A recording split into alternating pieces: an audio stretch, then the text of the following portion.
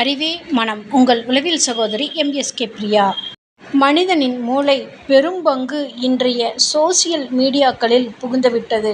ஒரு நாளைக்கு 3/4 பங்கு சோசியல் மீடியாக்களில் தான் செலவிடுகின்றது. ஃபேஸ்புக்கு, ரீல்ஸு, ஷார்ட்ஸு இந்த மாதிரி. அப்போது ஒரு தனி மனிதனுக்கு பல மன அழுத்தங்களும் தூக்கமின்மை பிரச்சனையும் அதிகமாக வந்து கொண்டே இருக்குது. இது நிறைய ரிசர்ச்களையும் சொல்லிக்கிட்டே வர்றாங்க.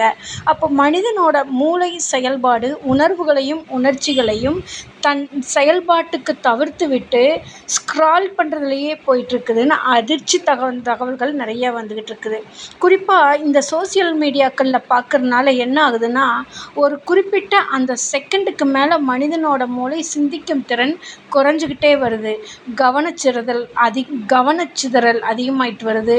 தூக்கம் கெடுகின்றது. நைட்டு 1 மணி 2 மணி வரைக்கும் சோசியல் மீடியாக்களில் இருக்கிறோம். இதனால் மன அமைதி இல்லாமல் எதையோ ஒன்று தேடிக்கிட்டே இருக்குது. பிறருடன் ஒப்பிட்டு பார்த்தே வாழ ஆரம்பிச்சிருது. அவங்கள விட நான் பெஸ்ட்டு, படிப்பில் அதை விட பெஸ்ட்டு, வேலையில் இதை விட பெஸ்ட்டு, இப்படிங்கிற மாதிரி ஏதோ ஒன்றுக்குள்ளே தன்னைய ட்ரெஸ் கோடிங்லேருந்து எல்லாத்தையுமே ஒப்பிட்டு பார்த்துட்டே செலவழிச்சுக்கிட்டு இருக்கிறனால பல பிரச்சனைகளை எதிர்கொள்ள வேண்டிய சூழலுக்கு தள்ளிவிட்டுருது. பொருளாதார சிக்கல், சமூகம் சார்ந்த அங்கீகாரம் இல்லாத சிக்கல், இந்த மாதிரியெல்லாம். அப்போது சோசியல் மீடியாக்களில் உணர்வுகளும் உணர்ச்சிகளும் மட்டும்தான் பாதிக்கப்படுது. ஆனால் இயக்கத்தடை அதிகமாக இருக்குது. அதாவது தள்ளி போடும் தன்மை, அப்புறமா செஞ்சுக்கலான்னு சொல்லி அன்றாட வேலை, குளிக்கிறது, சாப்பிட்றது, பாத்ரூம் போகிறதும் கூட தள்ளி போட்டுடுறாங்க. இல்லைனா அங்கேயும் போய் சோசியல் மீடியாக்களில் தான் செலவழிக்கிறாங்க. அப்போ இதனால் பார்த்திங்கன்னா மனிதனோட சிந்திக்கும் திறனும் செயல்படும் திறனும் குறைஞ்சிக்கிட்டே வர்றதுனால அவங்களோட ஆக்கும் சக்தி குறைஞ்சிரும். அப்போது பெற்றோர்கள் ரொம்ப கவனமாக இருக்கணும். உங்கள் வீட்டில் குழந்தைகள் பெற்றோர்களே இந்த நிலையில் இருக்காங்கன்னா பெற்றோர்கள் அடுத்தது தன்னோட குழந்தைகளுக்கு ரொம்ப கவனமாக இருக்கணும். அந்த குழந்தைகள் சோசியல் மீடியாக்குள்ளே போயிட்டாங்கன்னா ஒரு எண்ணத்தை மாற்றுறதுக்கு குறைந்தது பல 400 தடவை அவங்க வெளியில் கொண்டு வரக்கு ஒர்க் பண்ண வேண்டியது இருக்குது. அதே ஒரு சிக்கலுக்குள்ளே சிக்கிட்டாங்கன்னா அந்த ஒரு பிரச்சனை தீர்க்கறதுக்கு உளவியல் ரீதியில் 800 முறை ஒர்க் பண்ணால் தான் ஒரு பிரச்சனையிலேருந்து அவங்களால வெளியில் கொண்டு வரக்கு உளவியல் ரீதியில் பயிற்சிகள் கொடுத்து வெளியில் கொண்டு வர வேண்டியது இருக்குது. அப்போ பெற்றோர்களோட கவனம் குழந்தைகளின் மீது அதிகமாக தேவைப்படுது. ஒரு குழந்தை அதிகமாக சாப்பிட்றதுக்கு பிரச்சனை பண்ணுது, இல்லை ட்ரெஸ் போடுறதுக்கு பிரச்சனை பண்ணுதுன்னா உடனே ஸ்க்ரால் பண்ணுறதுக்கு கொடுக்குறாங்க, மொபைல் கொடுக்குறாங்க. அது அப்படியே விரலில் தள்ளி தள்ளி தள்ளி தான் போகுது. அந்த குழந்தைனால எதையும் பார்க்க முடியாது, தள்ளிட்டு தான் போகும். அப்போ குழந்தைகள் கொடுக்குறத பெற்றோர்கள் தவிர்க்கணும். அதே மாதிரி தொடர்ந்து குழந்தைகிட்ட இல்லை இது வேறு வழி இல்லை, சாப்பிட்றதுக்கு கொடுத்து தான் ஆகணும், ட்ரெஸ் போடுறதுக்கு கொடுத்து தான் ஆகணும், ஒரு ஹோம்ஒர்க் எழுதணுன்னா கொடுத்து தான் ஆகணும்னா இதோட பின்விளைவுகள் ரொம்ப அதிகமாக இருக்கும். அந்த குழந்தைக்கு கவனிக்கும் திறன் இருக்காது, சமூகத்தோட தொடர்பு கொள்ளாது, பெற்றோர்களாகிய உங்களிடத்துலையே ஒன்று ஆர்கியூமெண்ட்டில் பேசும், இல்லைன்னா உங்களை விட்டு விலகி தனிமையில் இருக்கும், மனநிலையில் செயல்படாது. ஒன்று ரொம்ப ஸ்பீடாக செயல்படும், இல்லைன்னா ரொம்ப ஸ்லோவாக இருக்கும். அடுத்தது எதுலேயுமே கவனிக்க முடியாமல் படிப்பில் நிறைய பிரச்சனைகள் வரும்.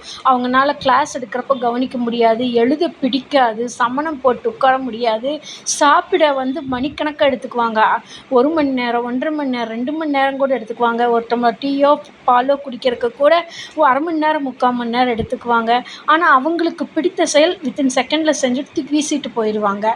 இந்த மாதிரி ஒன்று ஸ்பீடாக இருப்பாங்க, இல்லைன்னா எதுவுமே செய்யாமல் இருப்பாங்க. இப்படி பல ஆய்வுகள் சொல்லிட்டு வருது.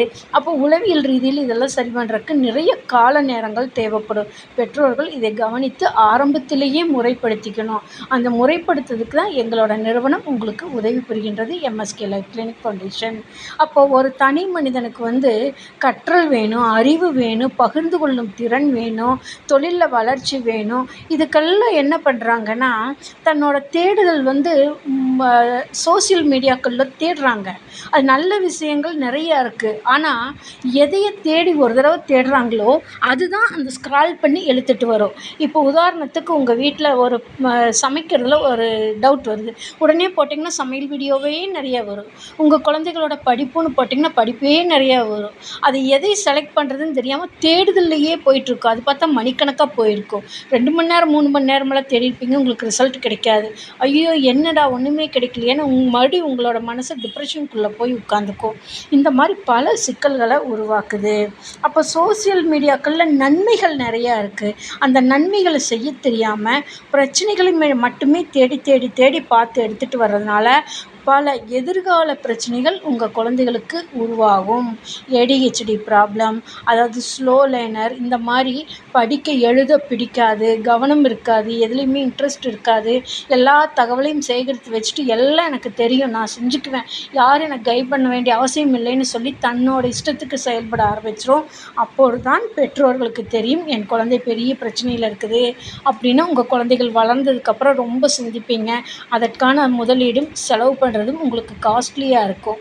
அப்போ இதெல்லாம் ஆரம்பத்திலேயே முறைப்படுத்தி வழிப்படுத்த தான் எங்களுடைய நிறுவனம் MSK லைஃப் கிளினிக் ஃபவுண்டேஷனில் வாழ்க்கைக்காக முதல் கிளினிக் ஆரம்பித்து ஒரு தனி மனிதனின் வளர்ச்சிக்கு தேவையான கல்வி, பொருளாதாரம், உளவியல் ஆரோக்கியம், சமூக அந்தஸ்து இவற்றில் வளர்ச்சியடைவதற்கும் வெற்றியடைவதற்கும் மேன்மையடைவதற்கும் உளவியல் பகுப்பாய்வு மற்றும் MSK மென்டார்ஷிப் ப்ரோக்ராமில் கொடுத்து கொண்டு வருகின்றோம்.